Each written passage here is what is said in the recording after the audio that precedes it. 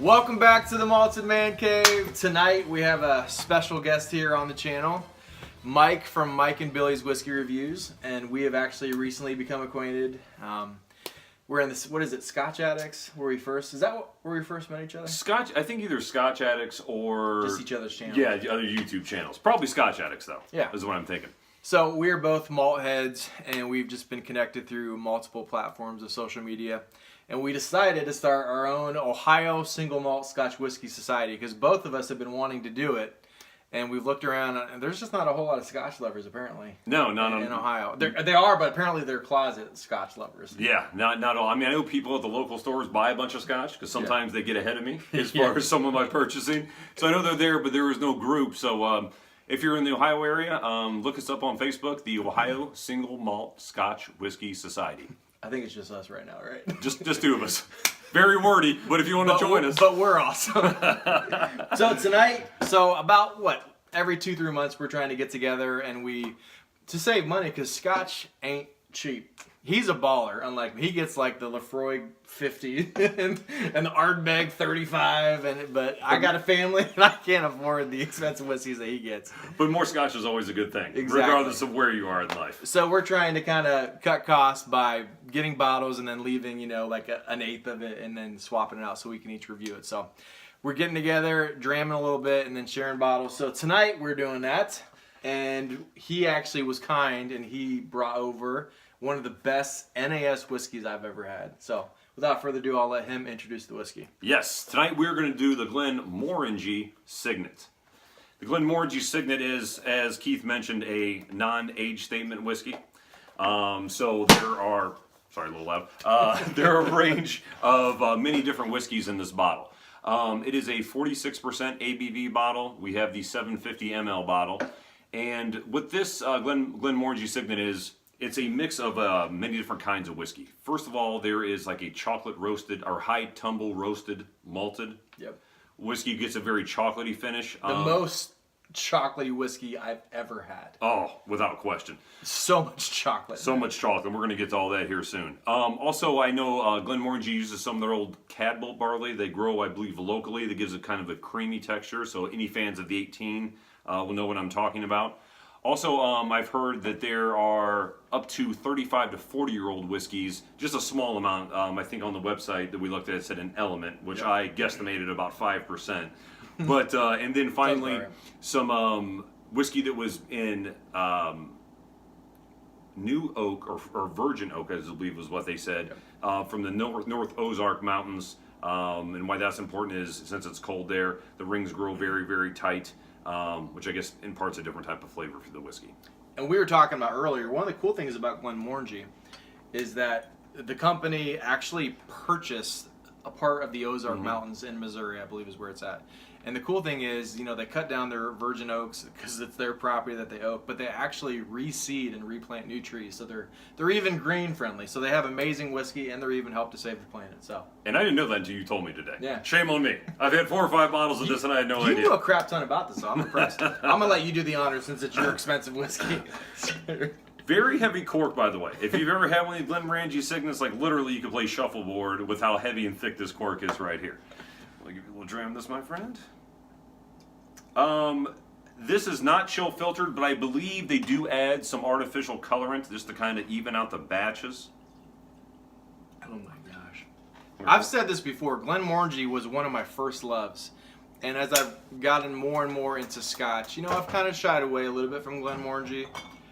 But I will tell you this will bring me back to my love for Glenmorangie real quick, because this is an amazing whiskey. Oh. It's so good. And you know what something I want to bring up about the bottle, just before I forget? Have you ever seen the movie Hellraiser? Yes. Is this not the puzzle box, the top of the puzzle box, this little signet thing right here? It does look like it. Yeah, got a little button in the middle. Like, yeah. I don't want to twist my finger around. I actually think in your house, that thing you have in the background of on the wall? Yeah. It kind of looks like the little emblem, right? The square thing? Yeah. All right. You want to lead us off since you brought it to us? Oh my goodness. It's rich nose. Rich. Instantly, you're getting the chocolate, the cocoa. Why don't more distilleries use this chocolate malt? Is it really expensive? Or I don't know. I do think At one point, I got a drinks by the dram, just like the smallest little bit of Signet, because this is not a cheap whiskey. So It's about $200 in close. thank you, my friend. Yeah, it's not ridiculous. But it's not cheap. Not cheap, no. And I do think they said it's a little bit more expensive, but it's not like that much more expensive than other types of barley. So I'm surprised that more distilleries don't use this. Well, if this is any indication as far as what you can resell it for, I'd say go for it. I know a lot of people like the chocolate finish and taste, and if you like chocolate in a whiskey, wow, you have to give yourself a try. Yeah. Chocolate, cocoa. I'm gonna say something I was influenced by a video, but I'm gonna say tiramisu. Yeah, we actually, we're just shooting the crap here, and we were watching the Glenmorangie by the actual official video from Bill Lumsden. He said tiramisu, and we're like, damn Yes. it, we shouldn't have watched it. That's Right. all we freaking smell is tiramisu. And it is so, like the top layer of the tiramisu, it is so right there. It is spot on. I'll say one thing about Glenmorangie, a lot of the different distilleries and on their packaging, half the time the stuff that they write on the tin, you can just forget that crap because it is just what they want you to smell. I would say Glenmorangie does a good job in all their tins and all their videos. Like the notes that they say, like it is spot on. Right on. You know what? Another good distillery in that regard too is Highland Park. Yeah. Highland Park, not only the little whiskey reviews the gentleman with the glasses do, Yeah. or does, but also on the bottles themselves. The tasting notes on the Highland Park whiskeys are spot on, at least in my opinion. Yeah. Everyone's palate's different, but at least in my opinion. Keith, what are you picking up on the nose? I get chocolate covered peaches, which I've never had a chocolate covered peach, but if I did, I imagine that this is what it would smell like and taste like. Hopefully. Chocolate covered peach, or peaches. A little bit of honey, Mm-hmm. and that's kind of sweet malty barley sugar on the nose. There's a sugar characteristic. Yep. Chocolate and sugar. I get a citrusy note too. Mm-hmm. I think when on my channel when I did, I think I called it tangerines, but you could say an orange or maybe even lemon, maybe like a lemon rind. Yep. Now that I get- kind of go back at it. One of the things that I've said this on some of my other Glenmorangie videos is that Glenmorangie, as most people know, is known for having the highest stills in Scotland. Tallest, yes, right? Yeah, the tallest. Sorry, Mhm. highest, tallest. Tomato, tomato, but you're right. Tall. And one of the things that most people, and I think Glenmorangie themselves say, is that they get this more elegant, even floral notes. And I think Ralphie has even said that you kind of get more floral notes. And it's not crazy strong, because I like a little floral in my whiskey, but not a lot. I think some whiskeys it has a nice complexity, a nice Exactly. element to it. Some whiskeys you really don't need it. Yep. A touch of floral. Any more than a touch is sometimes can get overpowering, almost like perfume, like sickly. But this is like the right amount. What, like the Morlock? Remember when you brought it over? I was like, oh, it tastes like cologne. But you were talking about the. I know you commented on one of my reviews. You talked. It was the Mortlack, Gordon MacPhail 15. Yes. But the one you tried was actually the rare old, which you that haven't was tried very yet. perfumey. Yeah. Very perfumey. So I get a very like a touch of floral, and I think the flower that I picked out was kind of buttercups. I'm getting better at my. It's really sad. My wife thinks I'm crazy. I've literally like whenever I see flowers, I smell them. Like this smells like this whiskey. Yeah, so I'm like, babe, I got to be a connoisseur, okay? I don't care if people think I look stupid right now. I get a little bit of vanilla bean ice cream and a very odd note and it doesn't detract or make this not good at all because this is amazing. I get the slightest hint of lead, like a bullet, Yeah. like a lead. You said that earlier. Like Maybe it's a little sulfur. Maybe it's tricking me. Maybe. It's more like sulfur, but it's not unpleasant at all. It actually kind of adds to the complexity. You know, I know that at least in that view, I know some of the whiskey in here was extra matured in Oloroso sherry cask. So sometimes I get sort of that burnt matchstick. Yep. Not that I'm getting it in here, but that sort of Yep. copper penny. Sometimes Yep. sort of. Do you know why that happens? Why some sherry casks get the sulfur notes? I assume because they're first fill. Nope. So actually, it used to be back in the day where they'd have in Spain, they'd have the sherry cask waiting, and sometimes they'd have to sit for a while. Okay. And sometimes it could spoil. So something they use sulfur candles, and it kind of like disinfected and dried it out so it didn't spoil. Oh, okay. So sometimes if they don't do that process right, It's the candle. there's a little bit too much of the sulfur candles that gets stuck in there. That might be the case. I get cherry vanilla Coke. I get a little bit of cherry, Mm-hmm. like a chocolate covered cherry. Yep. I say this a lot in my GlenDronach reviews. I get like you're opening a can of chocolate Nesquik powder, like to make Oh, chocolate yeah. milk, or I don't know if in other parts of the world, I know in the U.S. we have Nesquik, Mm-hmm. and it's really good. Just think chocolate cocoa powder. Yep. Like a really, there was I can't remember the name of the brand, but a couple of Christmases ago, one of my customers sent me these, one of my vendors sent me these chocolates, like these really high-end chocolates. They're like $40 a box. Dang. And they were like really cocoa-y chocolates, and they were so rich and so dense. And I guess the point I'm trying to make is, you can say chocolate, you can say cocoa, but this is a really dense, rich, rounded chocolate and cocoa. I don't really. This tastes Dunnage to me, and we were talking about Dunnage Warehouse before, and I wasn't really 100% sure that Glenmorangie used Dunnage warehouses, but this really tastes like it to me and smells like it to me. I also get like chocolate espresso beans. Espresso bean for sure. What was the last thing? Mandarin oranges. You were talking about orange. Nectarines. Maybe the rind of the orange. Yep. Again, everything with either a sugaring or a dusting or a complete coating of chocolate and cocoa. Yep. All of these flavors have that dominant cocoa and chocolate overcoat to them, in my opinion. Yep. And the last note that I get, and it's very, very faint, is just a little touch of cinnamon. Agreed. There's a spiciness to it, and I believe that spice is cinnamon. What'd you get on the palate? Let me take a little bit better of a sip. I just gave it a little sip because it smelled so good. I just wanted to take a little sip while we were talking about it. Good legs, by the way. Yeah. Thanks for the dram, by the way. Oh. That's a healthy pour right there. We don't get together friend that right often. We don't get together that often. We might as well do it up. All right. So while you on the palate, I will say this. This is for a non-age statement whiskey, probably one of my favorite non-age statement whiskeys. I know they get a bad rap a lot of times these days, but keep in mind this has been being made for roughly 15 years. It was made as a no-age statement whiskey on purpose. It wasn't as if they just ran out of stock and were trying to do something just to keep it going along. This was made to be a non-age statement. What are you picking up on the palate, Keith?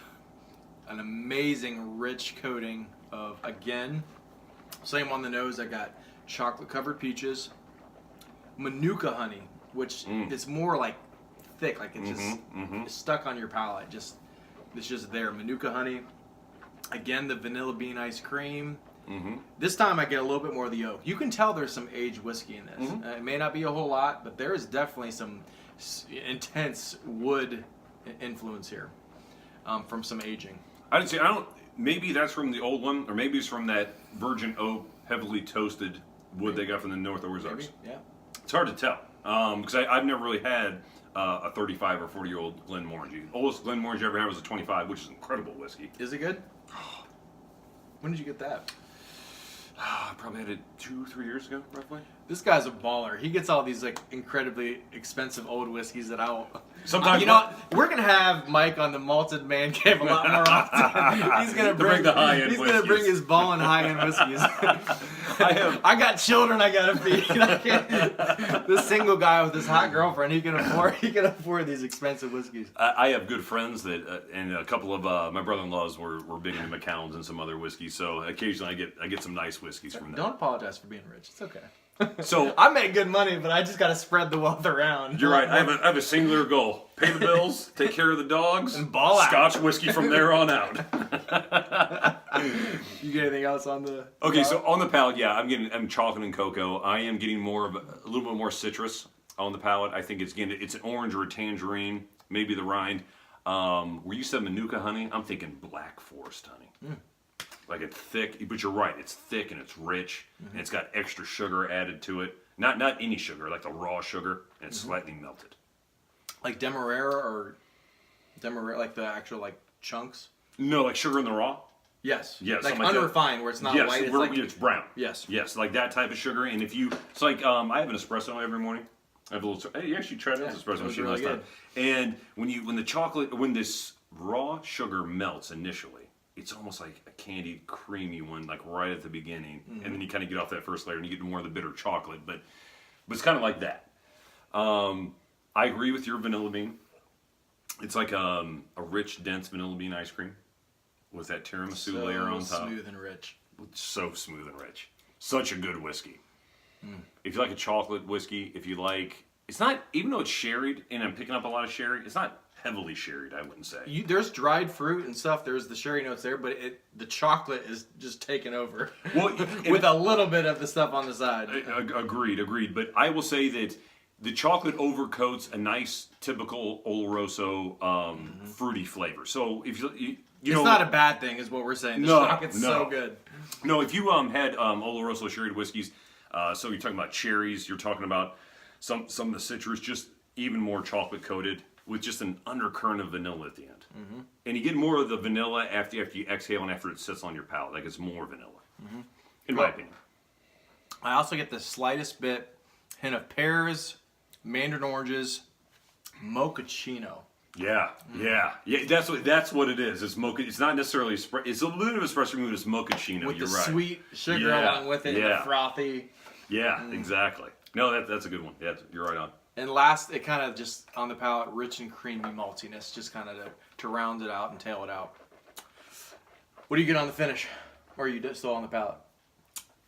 No, we gonna finish. It's I'll say this too. Initially, when you swallow, there's some bite to this whiskey. In a good way, though. Yeah. It's Now, it's smooth, but it's got some pop to it, almost like the Glenfarclas 25. Like you think with a whiskey, assuming that it's older whiskeys, that it would be mellow. It's not really mellow initially. It's a little bit of chocolate, a little bit of spice kick, and then real quickly it mellows out as far as the finish. But it's a good long finish. Yeah. Off camera, we were kind of talking about. He was kind enough to let me have a little bit of his Ardbeg 21, which was amazing. Great whiskey. And even if it wasn't good, it was just amazing having part of history, just knowing so few people have had 21-year-old Ardbeg. Yeah. But I was kind of saying how it was so awesome to have like the rounded, mature, oaky influence of mellowed out peat from the 21. But I was kind of saying, wouldn't it be awesome to have like half a Ardbeg 21 mixed with Ardbeg 10, so you still get all the goodness from like the fresh, peaty Ardbeg 10 mixed with like the rounded, refined 21. And to me, this is kind of like this. It's like deliciousness and like the power of like a young whiskey mixed with like the elegant refinement of like an incredibly aged whiskey. This whiskey is, in all my life, probably such a good whiskey as far as so many things going on. Like, you know, if you want some simple things, you'll pick it out here. The longer you spend with this whiskey, the more you can pick out. There is literally 10, 12 layers to this whiskey. And in that regard, it's one of the more complex whiskeys I've ever had. Yeah. It's not straightforward. You need to spend time with it. You need to unravel it. You need to let it sit, put some water in it. And we didn't put any water in this, but when we did put water in, it opened up as far as the fruit a little bit. For our notes, we put a couple drops in it.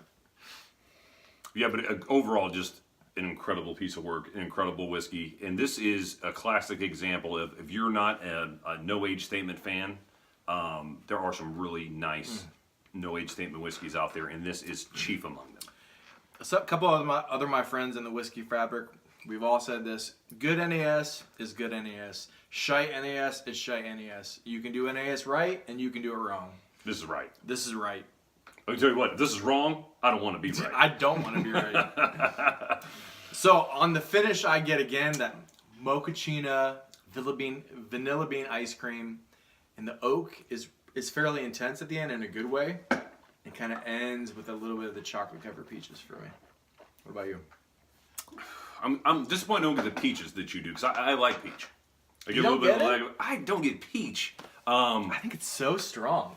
This is like the Glenmorangie 10 with chocolate covered all over the Glenmorangie 18. Or did I say 10? I'm sorry. Yeah, 10. 18. This is like the Glenmorangie 18, and like you like drizzle chocolate over the Glenmorangie 18. It's more than that, though. It has so many more layers than that. And you're right. So on the finish, I will say this. It's a long finish. You get far more vanilla on the finish than you do anywhere else in the experience. More so on the nose and then initially on the palate. To me, also, besides a lot more vanilla on the finish, I get a lot more the cinnamon. Not a ton of cinnamon. It's off in the distance, but it's there. Yeah. It's maybe 3 or 4 rows back, if that makes any sense. No, absolutely. But yeah, chocolate, and then you're right, and then the cocoa comes in at the end. And it starts back here in the lower jaw and kind of just moves forward subtly, but steady. Yep. It's a good whiskey. So good. If you had to give this a whiskey score, what would you give it? Malted Man Cave score, and I'm going to piss off some of you NAS haters. This is a 92 out of 100 for me. It's that good for NAS. I can't remember when I did this on my channel, Whiskey Review, like 28 or something like that, so it was a long time ago. But I forgot what score I did give it, but right now today, I'm right there with you. This is 92 of 100. This is an incredible whiskey. If you can get your hands So on it, good. get your hands on it. Or just find a good friend like Mike, like I have. Yeah, or just find someone on the internet who will bring it to your house. And that also is a good way to just go deliver about it to your door. Like a pizza. It took an hour, but yeah. Which we need to get some soon. We have a whole night of Scotch whiskey drinking and eating planned. So, guys, can't if wait. you have not subscribed to Mike and Billy's Whiskey Reviews, they're both great guys. Mike is awesome, hilarious. Billy, I still haven't met him yet. We're going to hang out at some point. For sure. He is freaking hilarious. Go All of the subscribe. They're an amazing channel. They're going to pass me very soon, unfortunately, but at least I'm friends with them, right? Debatable. Don't forget about me when you Hey, when not you at make all. it big. Not at all. We're gonna do a few of these every once in a while when I'm guesting your channel. Like, subscribe. Sláinte, you guys. Have a good one.